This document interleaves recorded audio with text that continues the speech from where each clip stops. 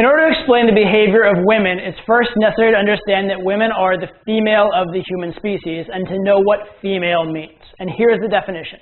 The female is the organism in a sexually reproducing species that produces an egg.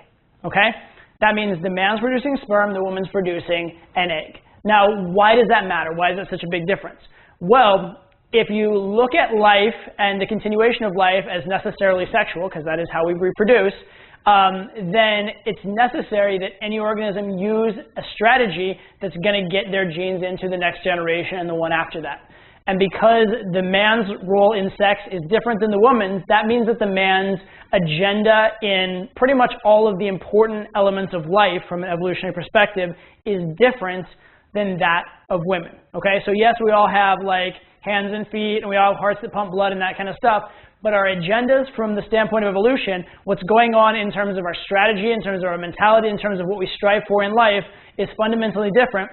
It has to be. Because if that weren't the case, we wouldn't have survived this far. Okay, that's very, very important to understand. Now let's look at the difference specifically between the male and the female strategies. A man is producing sperm, of which he can produce trillions upon trillions upon trillions.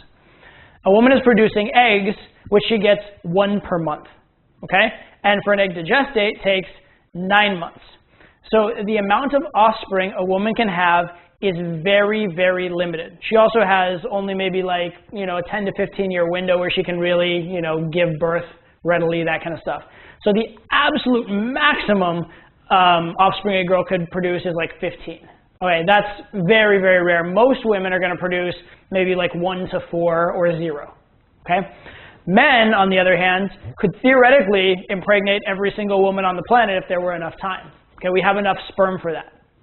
So that necessitates that our strategies be a bit different. A man's strategy is, if the girl is a viable prospect for a kid, let's put a kid in her. A woman's perspective, a woman's strategy is by necessity much more selective. Right? They have to, hoard their eggs, guard their eggs a lot more preciously. Also, their investment in the particular species of human beings is much greater than the man's because they have this thing growing inside of them for 9 months, which kind of incapacitates them in a lot of ways. And if you look at this from the perspective of like tens of thousands of years ago, or when we were on like the savannas of Africa, etc., the woman would have a very, very hard time surviving while pregnant. So during that period of time, if she doesn't have a man or men or a tribe of people taking care of her, it's very likely that she would die. Okay, so making the right sex choices for women in terms of how they're genetically acting on it, in terms of how they're emotionally acting on it, is literally a matter of life and death.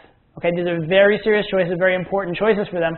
Whereas for a man, it can be very capricious. He can be like, okay, cool, I impregnated her, now I can run off. At least, again, in the days before child support and such, when we were, in the jungles and the savannas, etc. Okay, so you need to understand that though. The fundamental difference is there. Women look at sex very, very differently than men, and they have a very different set of priorities than men.